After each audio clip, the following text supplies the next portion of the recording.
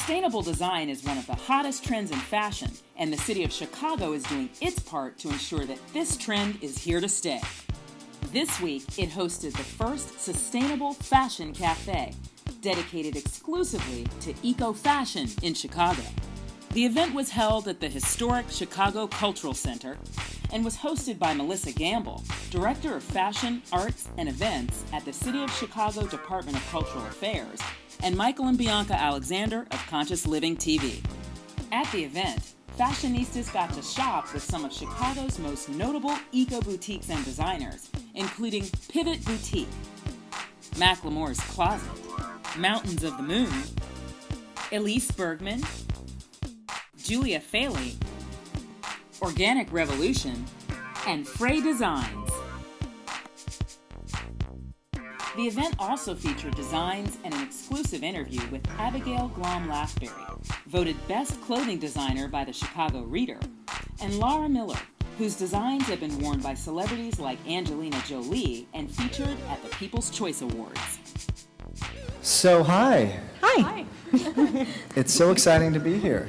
And I've heard so much about your clothes and your style. Just start us off and just share with us a little bit about, you and your designs and what you do and what your philosophy is, and we can sort of take it from there. I'm Lara Miller. I've had my line here in Chicago officially since 2005, but I began selling my pieces in 2002 before I graduated. The interesting thing about my line is that I've always been environmentally friendly. I always have worked with, when I very, very first began, hand-loomed linen and then started working with hand-loomed bamboo. But one thing that I found up until 2006, if I told anybody that I was working with environmentally friendly fibers, I was pretty much shut down. Nobody wanted to take a look. I would cold call stores and try to get into different contemporary stores and say, hi, I'm Lara Miller. I have a Chicago-based women's wear line that's all environmentally friendly. Click. Nobody really wanted to, ouch. Nobody wanted to look because the idea of environmentally friendly meant baggy and just not fashionable whatsoever. So for me, first and foremost, the most important thing is making something that's interesting, making something that feels really good when you're wearing it. If I'm not comfortable, I'm not happy. But I also want to present a certain image, or it's fun to wear something that's cute at the same time. So my whole idea is really just having fun with fashion, being as responsible to the environment as I can possibly be, and always making sure that I'm making things that are really, really comfortable, but also super stylish and fashion forward. So the main basis of my line is this idea, wear it your way. So like the sweater I'm wearing right now, I could flip upside down. A lot of my pieces, you can make the back the front and the front the back. So the idea is, and this probably isn't the best from a business perspective perhaps, because I'm trying to give somebody the option to conserve in a way by not needing to have as many clothes, because you can wear one piece multiple ways. But that idea that you're getting more for your money, and that you are getting to kind of play around, make the garment your own. So I'm Abigail Glaum Lathbury. It's very long and difficult to pronounce. Similar to Lara, I actually started while I was in school. Officially, I've been doing this since 2007. But again, I started actually while I was a junior, between my junior and senior year, and it sort of grew. And my approach is a very sculptural approach. There are two different ways that you can make clothing. Generally. One is called draping, and the other is called drafting. Draping just means that you work straight on a body. So in a way, I consider my work very body conscious, because I work strictly on the form. And I had a teacher once who said, "Don't fight with her, or she'll fight you back." And it's true. But you have this armature in a sense, and the idea is, what can you do to build around this or on top of this, and how can you move fabric around without having there be a center front seam and a side seam and a back zip and pleats or, whatever it is that there are, conventional ideas of these things. My idea is to take those away and to always question, why is it that a collar is pointed, in a particular way, and can it be pointed in a different way, and what does that do to the garment, and how does that change everything? Unlike Lara, I actually started out just using remnant fabric. There's something called remaindered, which is when other designers, typically larger designers, have extra runs of something. If Calvin Klein makes 40,000 blouses, he orders extra fabric, and that extra goes toward gets eventually down the line gets sold at fabric stores, and it's called remaindered. So I started there.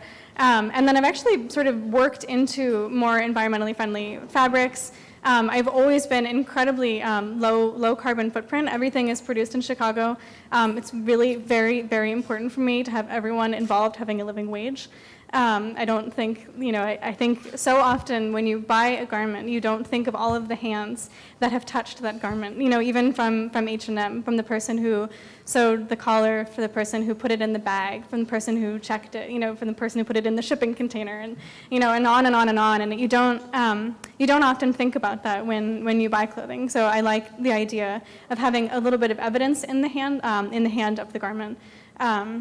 A lot of my work is screen printed. I do all the screen printing in my studio, which is good fun. I'm a very tactile person, so it's good for me because it's fun. But it's also, again, you see the evidence of the hand in the garment. It's not perfect, and that's okay. I kind of like that. Sometimes the squeegee doesn't pull evenly, and it's a little bit wonky. But I think that sort of makes the garment interesting. Similar, again, to Lara, a lot of the pieces can be worn different ways. I think I'm such a stickler about quality. I think that if you have something, you should be able to have it for a lifetime. If you are, not rolling around in the mud, you should be fine. I believe that pieces should transcend season.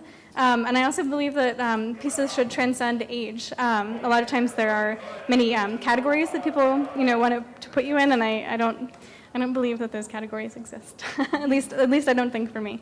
I want somebody who is, 75 to put on a jacket and look awesome, and I want somebody who is, 23-year-old bombshell stylist to put it on and look awesome. And I don't want there to be any distinction between those two things.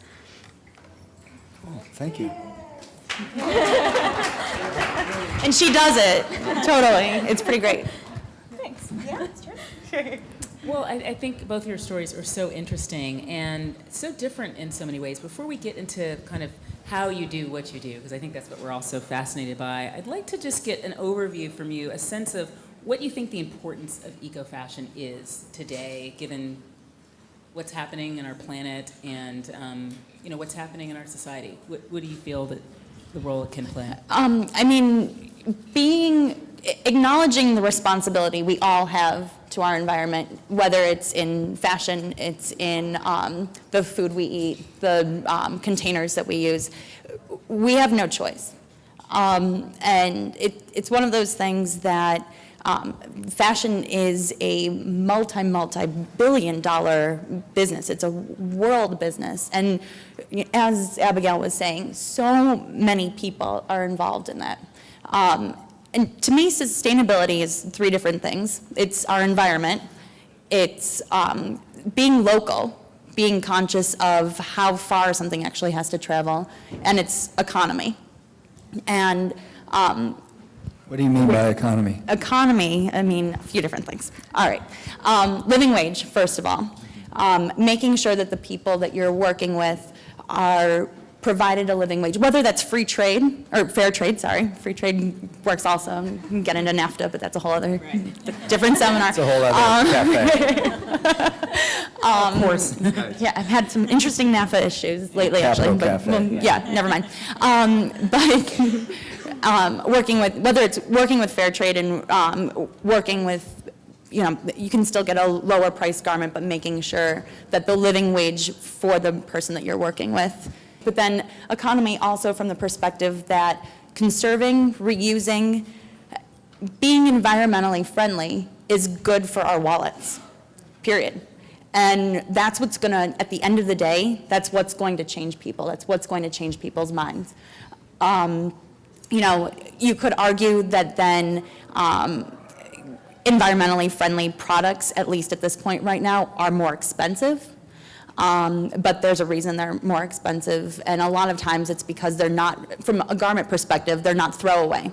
You're not running over to the Gap and getting a T-shirt that you're just going to throw away, or Target getting a tank top that you're just going to, the seam just totally came apart, whatever, in the trash. In the trash means it's going to a landfill, and it's not breaking apart. It's not breaking down. And so, it's that idea of making your money make sense. So that's the economy part of it. Abigail, what are your thoughts about the importance of eco-fashion right now?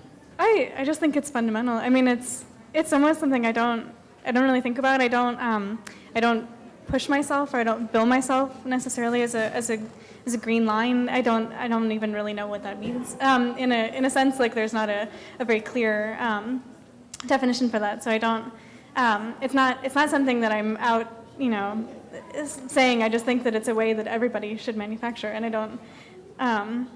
I hope to, at some point in my career, not have to talk about it anymore.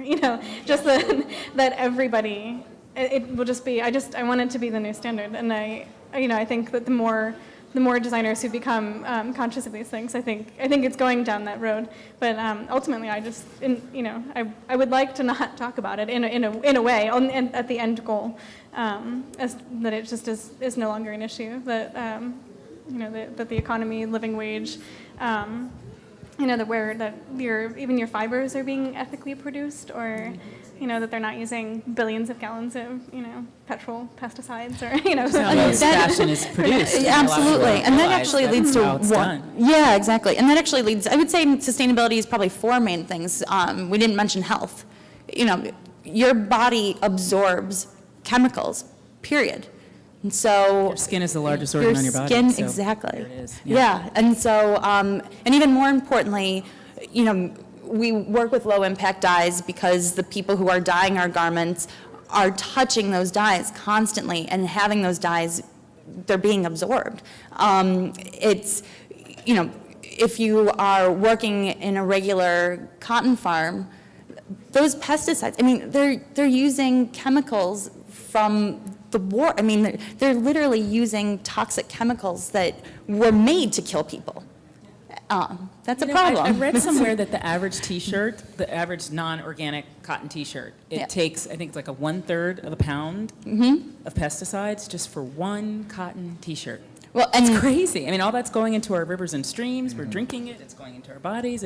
There is a correlation between the types of diseases, particularly chronic diseases, that we're getting these days. And, in the past 50 years, since agriculture has become more industrialized, everything has to be done at a large scale. There is a price to pay for that. Yeah. So. And I don't even know if that includes the formaldehyde and whatever else the bleach just that they're using to toxin, process even after the cotton has been grown and harvested. Yeah, and sorry, I just keep talking, but that's actually an interesting thing too. This is your show. I'm going to stop talking. Oh, and I'm up here, I'm supposed to be talking. Yes, you have the microphone. You must. So I made a choice. The dress that I'm wearing right now is organic cotton, and I was asked in the end of the process if I wanted it to be washed.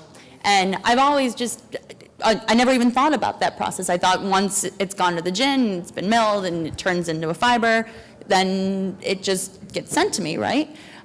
There's a whole other process that happens with our fabrics, with organic cotton even, that literally you get finishing. And organic cotton has a natural pill. Regular cotton has a natural pill. And cotton is then finished, it's washed, and that finishing is formaldehyde based. And so when I found that out, for my spring 2009 collection, I asked them to not use any of that finish.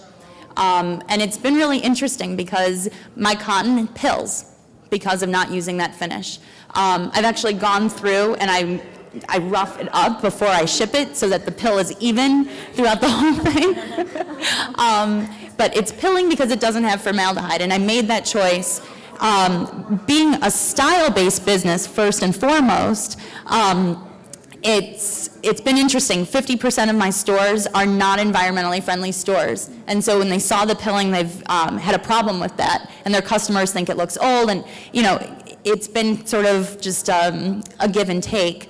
But the formaldehyde was important enough for me to not have in my garment that, now it pills a little bit. But I don't know. You guys can come take a look at it later. Tell me if you think it looks bad. Well, what's interesting about this conversation that I'm seeing so far is that, a lot of what you're talking is about education and things that we're not aware of typically as consumers. One of the points that you both talked about is a living wage. And, Nike gets a bad rap for it, but there's a lot of clothes that are at Forever 21 or at, whatever those stores are that are made by children, that are made by people that certainly are not, overseas, that are certainly not getting a living wage.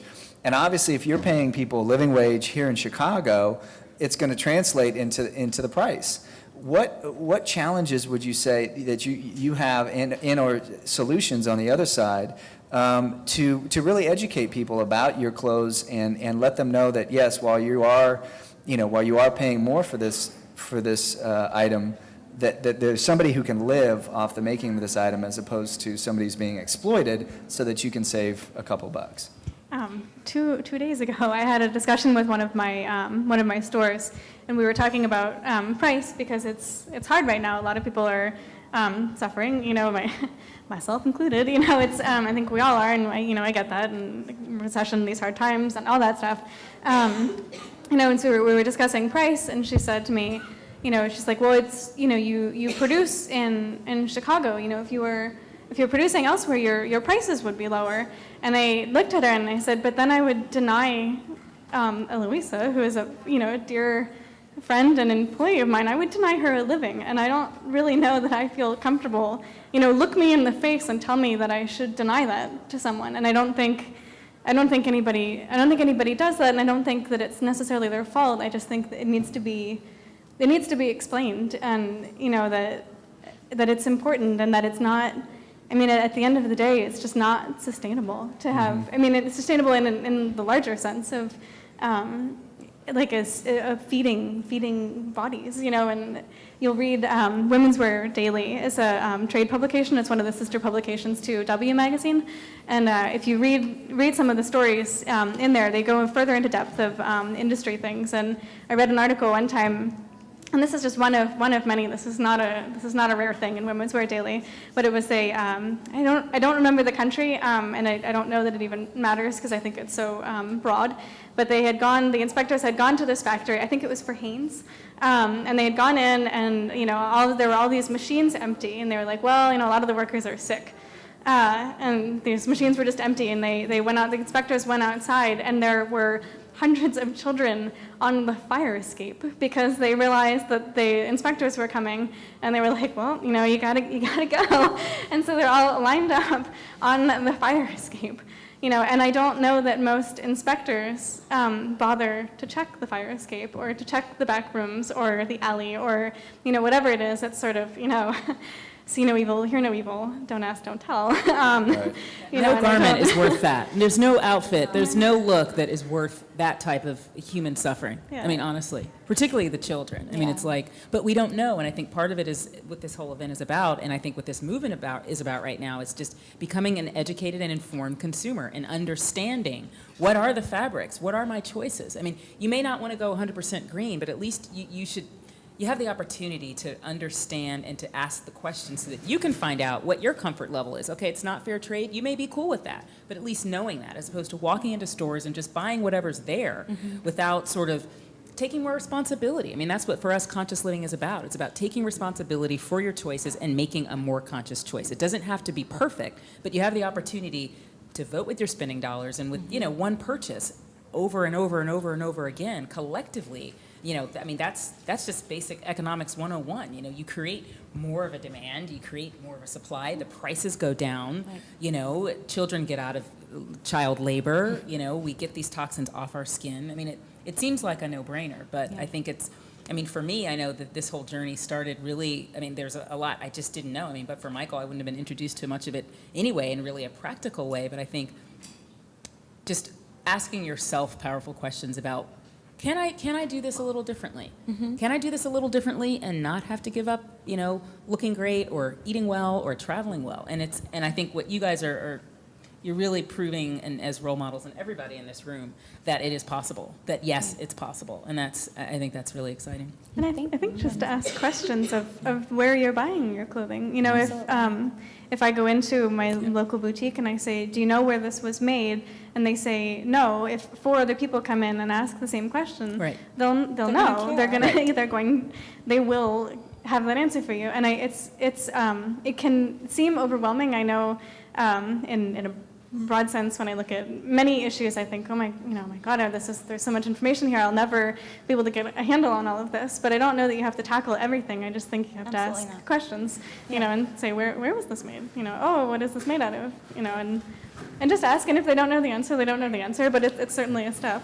And legally, we all have to put inside our garments where our garments are made. So even if the boutique doesn't know, and sometimes, it's one thing to shop in a boutique, but if you are in a Target or if you are in a department store, besides the garment label, which is usually center back, about 2 inches down from the left-hand underarm typically, sometimes about 2 inches up from the hem, is where you'll get a care and content label, and it's illegal for people to not print where a garment is manufactured. And so you can just take a look and kind of make a decision. One thing that I think is really interesting is obviously child labor is a terrible problem, but there are some actually really responsible factories that are overseas. But what starts to happen is it's still overseas, and you're still making this carbon footprint. Equally important to the carbon footprint is just supporting your local economy, coming out to something like this and purchasing from companies that are based within your overall economy, supporting your city, not only supporting U.S. manufactured, but supporting where something is actually manufactured in your city. We have such an awesome opportunity being residents of such an amazing, amazing city with a really cool base of great designers here. And yeah, woo-hoo!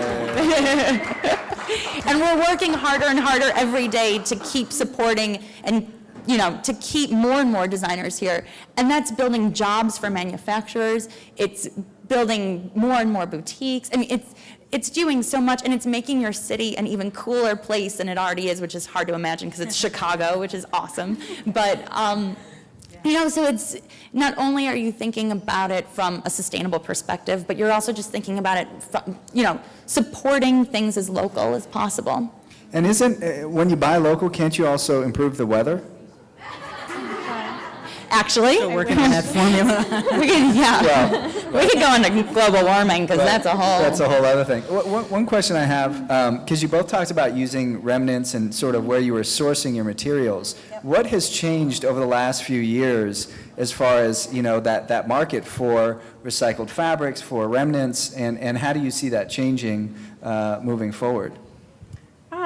The more and more and more and more suppliers that I go to, like very large suppliers are adding new green technologies, or they're always adding new fabrics. And every collection that I do, I usually do my buying for fabrics twice a year. For my 2 seasons, spring, summer, and fall, winter, and every season, there's about 6 months, between each, and every single time there are more and more and more fabrics. And the companies, the smaller companies who are using mostly organic stuff. Pickering is a fabric that I know a lot of us use, and I've been What's getting. Pickering? Pickering is they're a company that has a lot of hemp blends, organic stuff. I mean, they have a beautiful selection of fabric, but I keep seeing more of them, and I keep thinking, here's this company that's totally thriving, and I think, like Lara was saying, not that many years ago they would have been marginalized. We're like, oh well, go to San Francisco or whatever, whatever it is that people have assumptions about. Sure. And it's great that you mentioned recycled fabrics also, because mill-end fabrics are really important to use, keeping something out of a landfill. You called it Mill-end, Or remnant fabric. Yeah. mill-end? Yeah, what happens is either you get remnant fabric from a designer, meaning that a designer like Calvin Klein, what Abigail was saying, they've finished all their production and they no longer have these fabrics, and they sell them to jobbers. They sell them to companies that will then sell to you. Like Vogue Fabrics. Are you guys familiar with Vogue Fabrics here? Yeah, on Roosevelt, up in Evanston. Awesome, awesome company. I actually worked for them for 2 years. Go Vogue Fabrics. But they sell these remnant fabrics. But then there's also the other end where you get mills, these large companies that they really never produce anything less than 10,000 yards or 10,000 meters of one particular fabric. But they have mill ends. So to make sure that that full 10,000 meters was in good quality, they had to produce an additional 200 meters on top of that. But they're not selling those 200 meters, and so they tend to give those over to jobbers. So that's an important aspect that, especially companies who want to use performance fabrics, because let's face it, natural fibers are great, but if you're going to go for a run, you need a wicking fiber. A wicking fiber is a poly fiber, period. It means it's going to have some synthetic. It's synthetic elements. It's absolutely synthetic. And you know what? I'm a runner. I need to wear synthetic fabrics. But luckily, the future of fabrics is recycling. We can recycle Coke bottles. We can recycle all different plastics to make these synthetic fibers. The sweater I'm wearing right now, it's not only organic cotton, it's actually recycled organic cotton. So Hanes, actually, it's interesting that you brought up Hanes. Hanes makes how many different t-shirts a day? They probably are cutting millions of t-shirts a day, and they happen to have an organic line as well. But finally, yay. Yeah, at least I'm being told by the company that is making this fiber. So, but what's happening is there's scraps. If you consider all the negative space when you're putting laying a t-shirt down on the yards of fabric that are laid out, all of that negative space is fabric that then gets wasted and thrown away. So instead, what they're doing is when they cart everything up, it's all coming from South America. When they cart everything up and they put it on the ships, they're actually throwing all of that remnant fabric into the containers as well. That is going to North Carolina. There's a company, Martex Fibers and Gymtex Fibers. They're kind of sister companies. And it's basically a water process. They're breaking down all those remnants and respinning it into yarn. This is actually how mops have been made for a really, really long time. So essentially, I'm wearing a fine mop. Can I feel right that? now? Yeah. And cool. I have swatches of it. Thick texture. This cotton, yeah. And the reason this one's thick Looks is like you're cleaning up with those mops. yeah. Nice. But yeah, I mean, there's so much you can do with it. You ended up, these are just all different. This is the same fiber. So later I can show you guys some of what I'm doing with it. But And let me just take it back, because I know we're getting into kind of a high-level conversation about fabrics, and for those of you who are designers, that's really cool. But like for the average consumer, and I think it's fascinating, but for the average consumer, I mean, I want to kind of take a step back and just, what are some of the fabrics we can be sort of, what are sustainable fabrics? We've got organic cotton. I know that you work with natural fibers. You mentioned to me, and I recently learned about pea silk. And silk, typically the silkworm is steamed or boiled, to get the silk, which is not necessarily sustainable if you're a silkworm. But, right? It's not fun. But, I want to just get sort of a rundown of like, what are all the different types of sustainable fabrics? There's bamboo, there's tencel, and some of that can get a little confusing. So I'd love to hear from you guys just what are some of the options if you're looking for sustainable fabrics? I'm going to get Lara, go ahead with this one. She's more on the chemistry side. So there are a lot of really wonderful choices. Linen, first of all, is a choice that wasn't necessarily even, people didn't necessarily say this is an environmentally friendly fiber, but the way that flax is grown, it's very similar to hemp. Bast fibers in general are, they're grown without the need for pesticides whatsoever. So a lot of people now lately have been saying, oh, I'm using organic linen, or I'm using, organic hemp. You can say it's organic. Either way, no matter how you're growing it, linen doesn't use pesticides. So hemp and linen are really great choices. Organic cotton, bamboo, one thing that if you want to be really super educated about, bamboo can be processed in 2 different ways. There's a lyocell process, which uses essentially a hydrogen peroxide, or there's a caustic acid process. And what does the acid or the peroxide do? It liquefies the fibers, basically. Tencel is actually the same, and I want to say that rayon is also. It is. That they're just tree bark, and you think, well, how can I make a fiber out of tree bark? Because they liquefy it into this, chemical solution, and they send it through something that looks sort of like a shower head, and it's called a spinneret.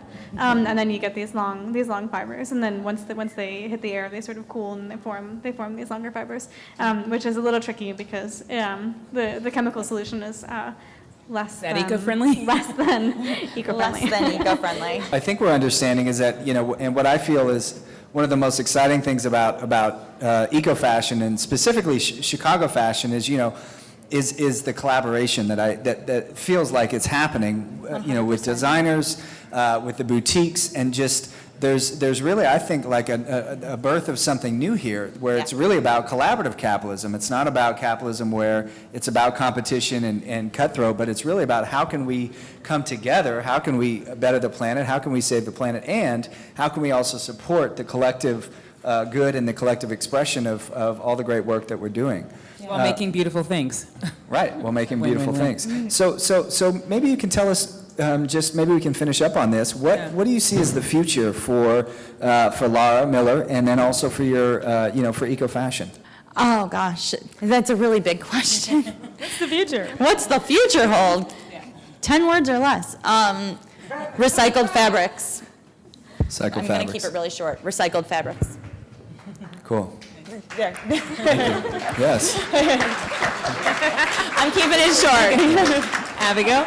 And I think I may have said this earlier, but the future for me was when this is not a discussion we have to have anymore. That all manufacturing is, to the best of our abilities, as technology increases, there will be more and better ways to do things. And I think as long as we are continually questioning and asking and pushing the envelope and seeing, how much more we can get out of that recycled Coke bottle, and what that means and what the different ways that we can use that. I think that's really the future.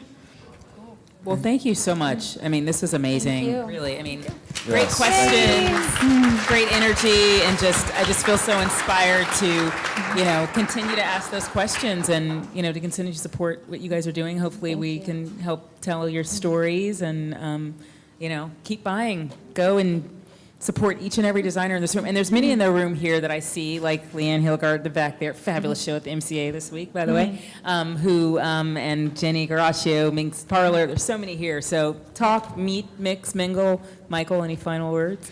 Well, I would just say thank you for the work that you're doing and having the courage to pay a living wage and to really step into an evolved awareness and evolved consciousness of what we can do as business people and as designers, and really using fashion as a force for change. So I salute you and thank you for the work you're doing. For more information on sustainable fashion, visit Conscious Living TV's Style page.